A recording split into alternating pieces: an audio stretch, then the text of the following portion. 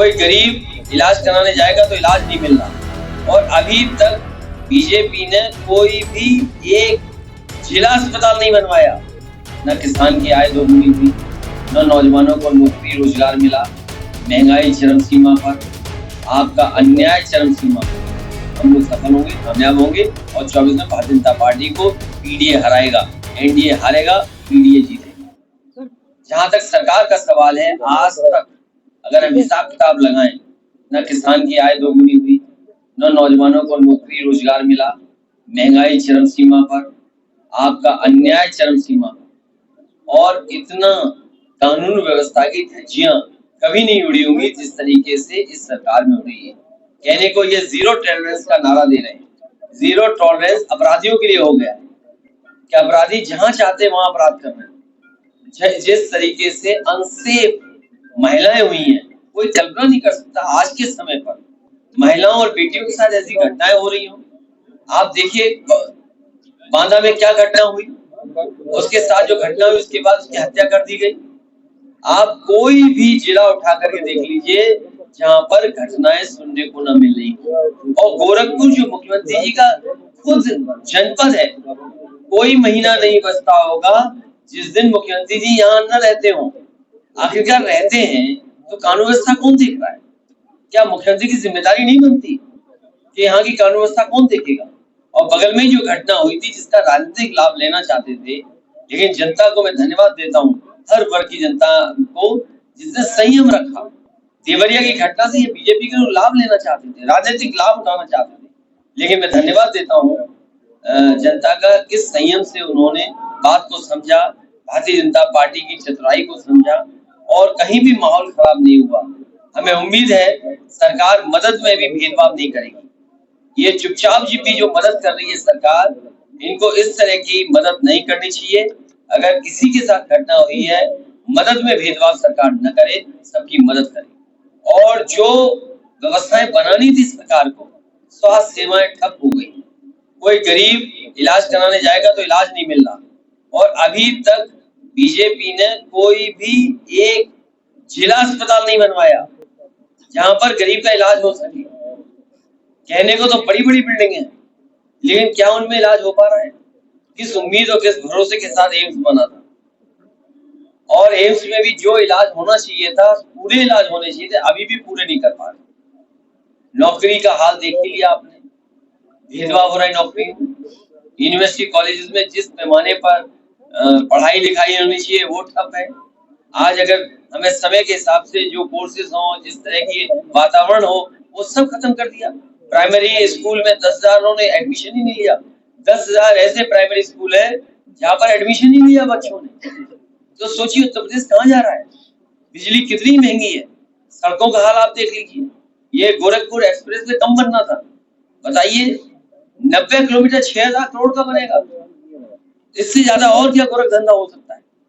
इसलिए हमें उम्मीद है कि जनता में जो संदेश देने का काम समाजवादी लोग और इन सम्मेलनों के माध्यम से हो रहा है, हम लोग सफल होंगे, कामयाब होंगे और 24 में भारतीय जनता पार्टी को पीडीए हराएगा, एनडीए हारेगा, पीडीए जीतेगा। सर, पीडीए में कुछ भाई आपके अलग हैं या थोड़ा दूर हैं, उनको जोड़ने के लिए आप क्या करें? पीडीए में कोशिश होगी कि जनता में हर वर्ग को जोड़ा जाए। कुछ लोग आए ना आए, लेकिन ये जनता का पीडीए है।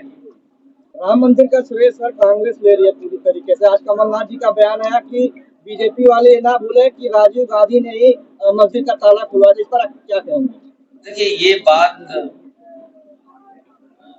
इसलिए नहीं कुछ कहना चाहिए, जिनके बारे में आप नाम कह रहे हो उनके नाम में ही कमल है।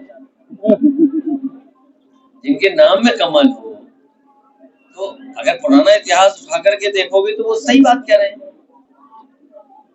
वही अगर इतिहास पुराना उठाएगा तो इतिहास तो वो सही बता रहे हैं।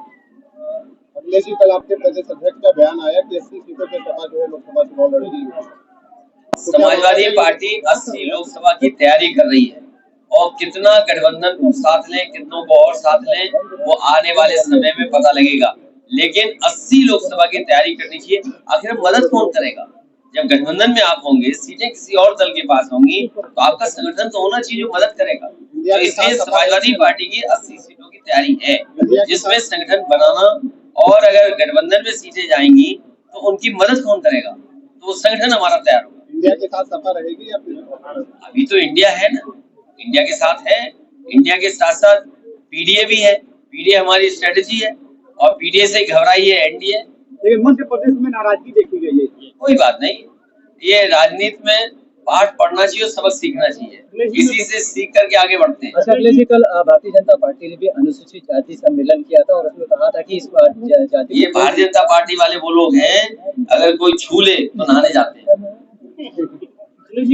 तो वो सम्मेलन करेंगे। ये आपको तो पता होगा कि जब मुख्यमंत्री जी यहाँ मिले थे मुसर जाति के लोगों से, पता उन्हें नहलाया गया, उन्हें साबुन दिया गया, शैम्पू दिया गया, तब मुख्यमंत्री जी मिले थे।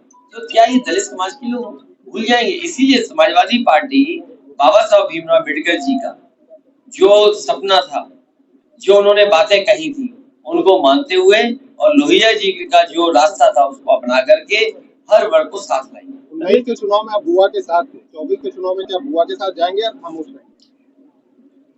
क्या बात कर रहे हो आप? कब से वो दूर हो गए, अब क्यों तुम पास लाना चाहते हो? नहीं, देखिए मैंने आपसे कहा कि जो गठबंधन है उसी गठबंधन से आगे बढ़ेंगे। जो मीटिंगें हुई हैं उन्हीं जाएंगे। मैं देखो बीजेपी की तरह कंफ्यूजन में नहीं रहता हूँ। ये बीजेपी चाहती कंफ्यूजन रहे कि ये भी है वो भी है। अरे अपना बताओ ना, हमारे ढूंढ रहे हो, अपना बताओ ना क्या हाल है तुम्हारा। तुम्हारा संगठन नहीं ठंडन हो गया संगठन। मऊ में नहीं देखा हमने, घोसी में क्या हुआ? जनता ने कितना बुरा हरा है बीजेपी, अभी तक वो जीत से उभरे नहीं है। राजभर यूनियन मंत्री की डेट बता रहे हैं, उनके पूरा नहीं हो रहा है। देखिए मैं इस बात पे इसलिए नहीं कहूंगा कि उनके अंदर कितना झगड़ा है बीजेपी के। जो उनके अपने झगड़े वो पर तो ठीक करें पहले अपने, लेकिन जो जनता को उम्मीद थी, जनता को निराश किया है।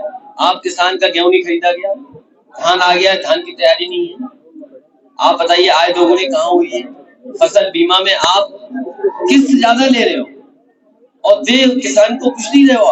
आपके जिले में भी किस्त ज्यादा गई होगी किसान की, मदद उतनी नहीं होगी, 10% भी मदद नहीं हुई होगी। तो सोचिए अगर मुख्यमंत्री जी के जिले में किसान बीमा के जो किस्तें वो ज्यादा जा रही हो और किसानों की मदद कम हो रही हो, तो क्या उम्मीद करोगे प्रदेश में क्या हो रहा होगा? आपको नहीं लगता देवरिया कांड की वजह से जातिगत राजनीति जो है चरम पर हो गई है?